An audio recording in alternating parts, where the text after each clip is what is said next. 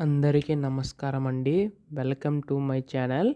So, ఎట్టకేలకు మనకి రాష్ట్ర ప్రభుత్వం మనకి ఈ యొక్క ఆసరా పెన్షన్ సంబంధించి చేయూత పెన్షన్ నిధులనేవైతే విడుదల చేయబోతుందని చెప్పేసి మనకి అప్డేట్ అయితే రావడం అయితే జరిగిందండి. అయితే మనకి వృద్ధులు, వితంతులకి రూ. 4,000, దివ్యాంగులకి రూ. 6,000 అనేవైతే అందించబోతుందన్నమాట. సో, ఈ యొక్క నిధులు ఎప్పుడు జమ చేస్తుంది? ప్రతి అప్డేట్ కూడా తెలుసుకుందామండి. సో, ఈ వీడియోనైతే చివరి వరకు అయితే చూడండి.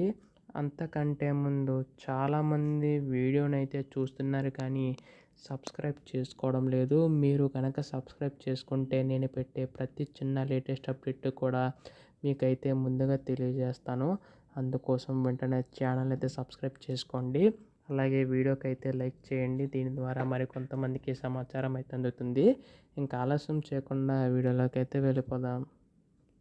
సో, మనకి తెలంగాణ రాష్ట్ర వ్యాప్తంగా ఉన్న పెన్షన్దారులకు ఎట్టకేలకు రాష్ట్ర ప్రభుత్వం శుభవార్త అయితే చెప్పిందండి. అయితే ఈ యొక్క నిధులు పెంచి ఇవ్వడానికి సిద్ధమైనట్లుగా తెలుస్తుందన్నమాట. అయితే మీకు ఇందాకే చెప్పినట్లుగానే వృద్ధులు, వితంతులకి రూ. 4,000, దివ్యాంగులకి రూ. 6,000 చొప్పున అందించబోతుంది. అయితే గతంలో కట్టిన పెన్షన్లు కూడా మనకి ఈసారి ఇచ్చే అవకాశం ఉందండి. దాదాపుగా మనకి అర్హులైన ప్రతి ఒక్కరికి కూడా ఈ యొక్క పెన్షన్లు అనేవి అందుతాయన్నమాట. అయితే గతంలో ఆసరా పెన్షన్ కింద ఈ యొక్క ప్రభుత్వంలో చేయూత పెన్షన్ కింద మార్చి మనకి ఈ యొక్క పెన్షన్ అనేది అందించబోతుందన్నమాట.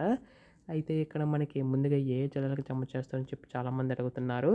అర్హులైన ప్రతి ఒక్కరికి కూడా అయితే జమ చేసే అవకాశం ఉందండి. ఇప్పటికే మనకి రైతు భరోసా లాంటి పథకాలన్నీ కూడా అమలు చేసుకుంటూ రావడం అనేది జరుగుతుంది కదా. ఇప్పుడు మనకి ఆసరా పెన్షన్ సంబంధించి కూడా నిధులు అనేవి అయితే విడుదల చేయబోతుందండి.